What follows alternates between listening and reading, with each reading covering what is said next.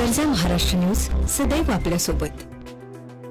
नमस्कार, गरजा महाराष्ट्र न्यूज मध्ये मी पूजा पठारे आपल्या सर्वांचं स्वागत करते। तर नजर टाकूया आजच्या ठळक घडामोडींवर।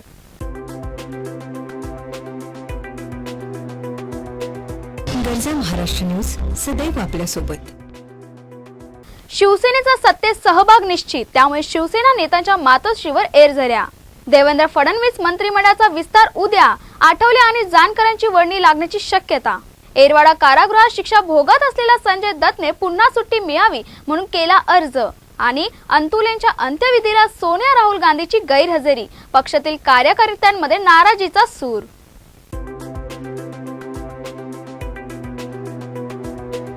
गरजा महाराष्ट्र न्यूज सदैव आपल्या सोबत। आता बातम्या विस्तारात। गरजा महाराष्ट्र न्यूज सदैव आपल्या सोबत।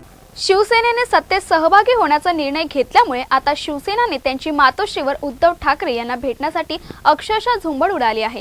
त्यामुळे उद्धव ठाकरेंची झोपच उडाली आहे। त्यामुळे आता सगळ्या नेत्यांना नो एंट्रीचा बोर्ड लावण्याची गरज पडली आहे। कोणीही अपॉइंटमेंट शिवाय भेटणार नाही असे उद्धव ठाकरे यांनी बजावून सुरक्षा रक्षकांना सांगितले। सत्ता समोर दिसता शिवसेना नेत्यांच्या एरझाऱ्या वाढायला लागलेत, पण त्यांच्यासाठी Uddhav Thackeray out of coverage आहेत। दापोलीचे शिवसेनेचे माजी आमदार सूर्यकांत दळवी यांना मातोश्रीवरून यू-टर्न घ्यावा लागलाय, कारण उद्धव साहेबांनी त्यांना भेट नाकारली। युतीचे सरकार येणार हे समोर दिसू लागल्यावर लॉबिंगसाठी मातोश्रीवर गर्दी वाढायला लागली आणि म्हणूनच मातोश्रीची तटबंदी आणखी भक्कम करण्यात आली। मातोश्रीवरचे कायदेही कठोर करण्यात आलेत। अपॉइंटमेंट शिवाय कुणालाही भेट नाही असं स्पष्ट करत उद्धव साहेबांनी नॉट रिचेबल झालेत। सेनेला 5 कॅबिनेट 7 राज्यमंत्रीपदे देण्याचा निर्णय झाल्यानंतर अनेक इच्छुकांनी मातोश्री गाठून आपली वर्णी लावण्याकरिता उद्धव यांचा पिच्छा पुरवायला सुरुवात केली आहे। काही आमदारांनी आपल्या समर्थकांची शिष्टमंडळे धाडली। याखेरीज काही आमदारांच्या लॉबिंगसाठी काही लब्ध प्रतिष्ठित मध्यस्थ मातोश्रींच्या दरवाजा ठोठावू लागलेत। या सगळ्या भाऊगर्दीमुळे उद्धव यांची झोप उडाल्याने परवानगी खेरीज मातोश्रीवर कोणालाही सोडू नये असा आदेश गेटवरच्या सुरक्षा रक्षकांना दिल्याचं समजतंय। गरजा महाराष्ट्र न्यूज सदैव आपल्या सोबत। 2002 मधल्या हिट अँड रन केस प्रकरणी अभिनेता सलमान खान अपघाताच्या दिवशी दारू पिलेला होता असं आता उघड झाले। या प्रकरणाची बुधवारी कोर्टात सुनावणी झाली आहे। यावेळी सलमानच्या रक्तामध्ये अल्कोहोल प्रमाणापेक्षा जास्त आढळल्याचं जे हॉस्पिटलचे लॅब असिस्टंट DK बाळशंकर यांनी आपल्या जबाबात सांगितले। तसंच सलमानची गाडी चांगल्या स्थितीत होती असा जबाब मोटर व्हेइकल्स इन्स्पेक्टर यांनी कोर्टात सांगितले। सलमान खानने 2002 साली बेधडक गाडी चालवून फुटपाथवर झोपलेल्या निष्पाप लोकांना चिरडलं होतं। या अपघातात 1 जणाचा मृत्यू झाला तर 3 जण जखमी झाले होते। या प्रकरणी आज कोर्टात सुनावणी झाली आहे। आता या प्रकरणाची पुढची सुनावणी 15 डिसेंबरला होणार आहे। त्यावेळी सलमानला गैरहजर राहण्याची सूट देण्यात आली, मात्र त्यापुढील सुनावणीला त्याला हजर राहावे लागणार आहे। गरजा महाराष्ट्र न्यूज सदैव आपल्या सोबत। अवैधरित्या शस्त्र बाळगल्या प्रकरणी शिक्षा भोगत असलेला अभिनेता संजय दत्तने पुन्हा सुट्टीसाठी अर्ज केलाय। एरवाडा कारागृहात असणाऱ्या संजय दत्तने 14 दिवसांच्या सुट्टीसाठी अर्ज केल्याचं कळतंय। रजा मिळवण्यासाठी संजयने हा अर्ज केला आहे, मात्र यावर कारागृह प्रशासनाने अद्याप कोणताही निर्णय घेतलेला नाही। येत्या 12 डिसेंबरला आमिर खान आणि संजय दत्त यांची प्रमुख भूमिका असणारा PK हा चित्रपट प्रदर्शित होत आहे। यासाठी संजय दत्तने 14 दिवसांची सुट्टी मागितल्याची शक्यता वर्तवण्यात येते। गरजा महाराष्ट्र न्यूज सदैव आपल्या सोबत। ऐन दुष्काळात दूध रस्त्यावर फेकून देण्याची वेळ राज्यातील शेतकऱ्यांवर आली आहे, कारण शुद्ध पाण्यापेक्षाही दुधाचे दर कमी झालेत। पूर्वी दुधाला 25 ते 26 रुपये भाव मिळायचा, पण आता शेतकऱ्यांच्या हातात 70 रुपये पडतायत। दुष्काळामुळे आधी खरीप पिकं हातून गेली, आता रब्बी ही धोक्यात आली आहे। त्यात शेतकऱ्यांना आधार होता तो दुधाच्या जोडधंद्याचा, मात्र आता दुधाचे भाव उतरल्याने शेतकऱ्यांची चारही बाजूने कोंडी झाली आहे। राज्यात 1.5 ते 2.25 कोटी लिटर दुधाचं उत्पादन होतं। पूर्वी 60 ते 70% दुधापासून पावडर बनवली जायची आणि त्याची निर्यात व्हायची, मात्र आंतरराष्ट्रीय बाजारात दुधाच्या पावडरची मागणी कमी झाली। पर्यायाने निर्यात घटली। एवढंच नाही तर दुधाची पावडर निर्माण करण्यासाठी मिळणारी 6% सबसिडीही केंद्राने बंद केली आणि त्याचा थेट फटका दूध उत्पादक शेतकऱ्यांना बसलाय।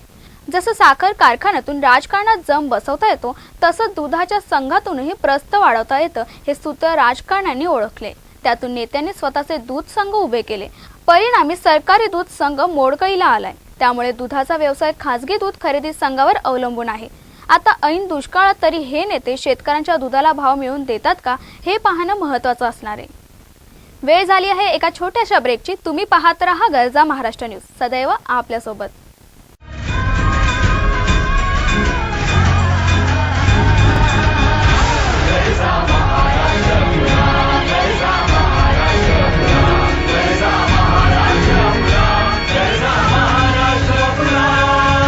गरजा महाराष्ट्र न्यूज, सदैव आपल्यासोबत. ब्रेक नंतर पुन्हा एकदा आपलं स्वागत आहे. बँक कर्मचाऱ्यांनी पुन्हा एकदा संपाची हाक दिली आहे. 5 डिसेंबरला बँक कर्मचारी संपावर जाणार आहेत. त्यामुळे महाराष्ट्रासह गोवा, गुजरातमधील बँक बंद राहणार आहे. यामध्ये जवळपास 35,000 शाखा पूर्णतः बंद राहतील. या संपात राष्ट्रीयकृत, खाजगी आणि परदेशी बँकांचे कर्मचारी सहभागी होणार आहेत. United forum of bank unions या संपासाठी हाक दिली आहे. कर्मचारी 23% वेतनवाढीच्या मागणीवर ठाम आहेत, तर इंडियन बँक असोसिएशन 11% वेतनवाढ देण्यासाठी राजी झालेत. यापूर्वी 12 नोव्हेंबर रोजी संपूर्ण भारतातील बँका बंद ठेवण्यात आल्या होत्या. यामुळे शुक्रवारी राज्यातील जनतेला अडचणीचा सामना करावा लागणार आहे. गरजा महाराष्ट्र न्यूज, सदैव आपल्यासोबत. देवेंद्र फडणवीस सरकारचा पहिला मंत्रिमंडळ विस्तार उद्या होणार आहे. यामध्ये शिवसेना आणि भाजपच्या प्रत्येकी 7 मंत्र्यांची वर्णी लागणार असून मित्र पक्षांनीही 2 पदं मिळणार असल्याची माहिती मिळत आहे.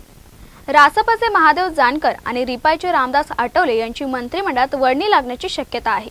मात्र स्वाभिमानी शेतकरी संघटना आणि शिवसंग्रामच्या वाट्याला पद येणार की नाही हे अद्याप स्पष्ट झालेले नाही. तर दुसरीकडे शिवसेनाही काहीशी नाराज आहे. शिवसेनेला 12 मंत्रिपदाची आशा असताना उद्या केवळ 7च मंत्र्यांचा शपथविधी होणार आहे. हा शपथविधी विधान भवनाच्या प्रांगणात होणार असून सोहळ्याची तयारी जोरदार सुरू आहे. गरजा महाराष्ट्र न्यूज, सदैव आपल्यासोबत. दुष्काळ भागामध्ये शेतकरी अक्षरशः वैतागला आहे.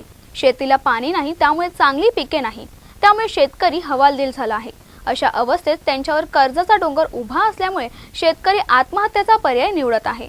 आणि असे असताना देखील सरकार त्यांच्याकडे नजरअंदाज करत आहे. अल्प उत्पादक शेतकरी असलेला मनोहर एलोरेंनी खरीपामध्ये पेरलेल्या सोयाबीनला योग्य उतारा मिळाला नाही. त्यामुळे नापिकाच्या नैराश्यातून त्यांनी आत्महत्येचा प्रयत्न केला. दरम्यान उस्मानाबादमधील कोण येथल्या एका 24 वर्षीय बाबासाहेब भोसले या तरुण शेतकऱ्याने गळफास घेत आत्महत्या केली आहे. आजवर जिल्ह्यात 49 शेतकऱ्यांनी आत्महत्येचा मार्ग निवडलाय. त्यामुळे सरकारच्या डोळ्यावर असलेली झापडं आता तरी उघडणार का, असा प्रश्न दुष्काळग्रस्त शेतकऱ्यांनी विचारला आहे. आणि दुसरीकडे हिंगोली जिल्ह्यातील सेनगाव तालुक्यात काल एकाच दिवशी 2 शेतकऱ्यांनी आपली जीवनयात्रा संपवली आहे. महिनाभरातील ही 13वी घटना असल्यामुळे सर्व ठिकाणाहून हळहळ व्यक्त केली जाते. सेनगावमधल्या दाताडा गावातील 45 वर्षीय कांबाराव यांनी आत्महत्या केली, तर धोत्रा या गावातील 55 वर्षीय रामभाऊ ढोणे यांनी सुद्धा आत्महत्या केली. हातून सुटलेला हंगाम, कर्जाची थकबाकी आणि त्यात मुलीचं लग्न असे प्रश्न समोर असल्यामुळे कांबाराव यांनी विष प्राशन केलं. तर 4 दिवसांपूर्वी विष प्राशनामुळे रुग्णालयात दाखल झालेले रामभाऊ ढोणे यांचाही सकाळी मृत्यू झालाय. त्यामुळे चर्चानंतर आता सत्ता सहभागात मशगूल असलेल्या नेते मंडळींनी तात्काळ पावले उचलून शेतकऱ्यांना धीर द्यावा अशी मागणी केली जाते. गरजा महाराष्ट्र न्यूज, सदैव आपल्यासोबत. वेळ झाली आहे एका ब्रेकची. पाहत रहा गरजा महाराष्ट्र न्यूज, सदैव आपल्यासोबत.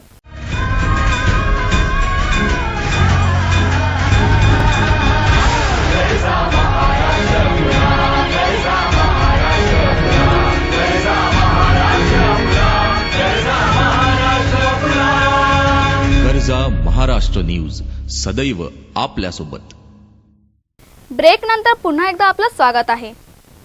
माजी मुख्यमंत्री बॅरिस्टर अब्दुल रेहमान अंतुले यांच्यासारख्या सच्चा काँग्रेस निष्ठाच्या अंतर्दर्शनासाठी काँग्रेस अध्यक्ष सोनिया गांधी किंवा उपाध्यक्ष राहुल गांधी यांच्या गैरहजेरीने काँग्रेसच्या वर्तुळात टीका आणि नाराजीचा सूर व्यक्त करण्यात येत आहे.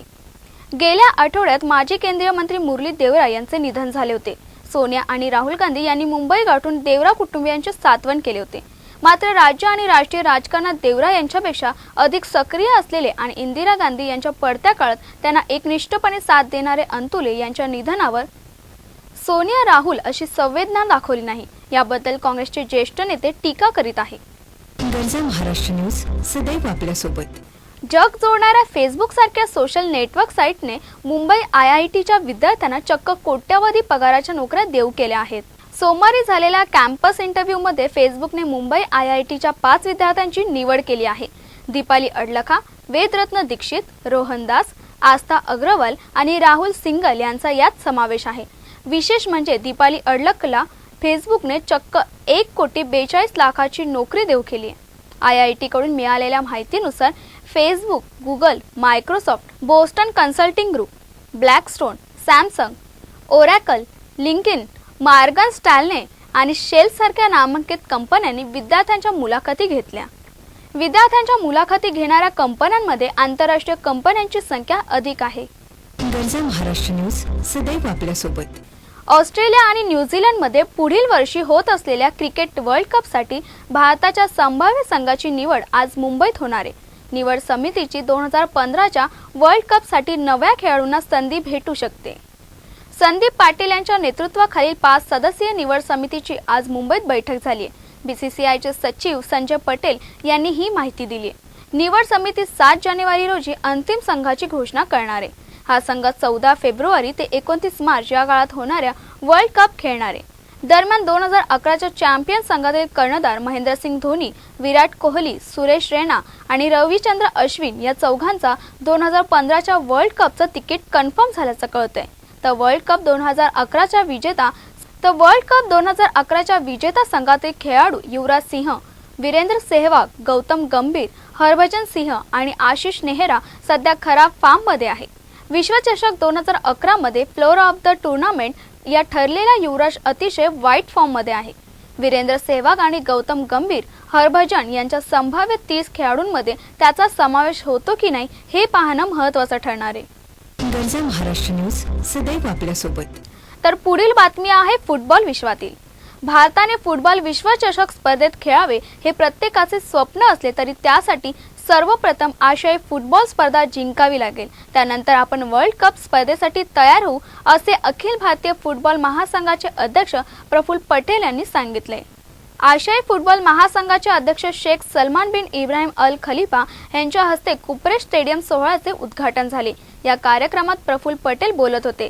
दरम्यान यावेळी फुटबॉल स्पोर्ट्स डेव्हलपमेंटच्या संस्थापक अध्यक्ष नीता अंबानी यांची देखील उपस्थिती होती. भारताकडे आगामी 17 वर्षाखालील वर्ल्ड कप स्पर्धेत यजमान आहे. त्यामुळे या स्पर्धेत भारत नक्की स्वतःला सिद्ध करेल अशी आशा प्रफुल्ल पटेल यांनी बोलून दाखवली आहे. गरजा महाराष्ट्र न्यूज सदैव आपल्यासोबत. वेळ झाली आहे इथेच थांबण्याची. तोपर्यंत तुम्ही पाहत रहा गरजा महाराष्ट्र न्यूज सदैव आपल्यासोबत.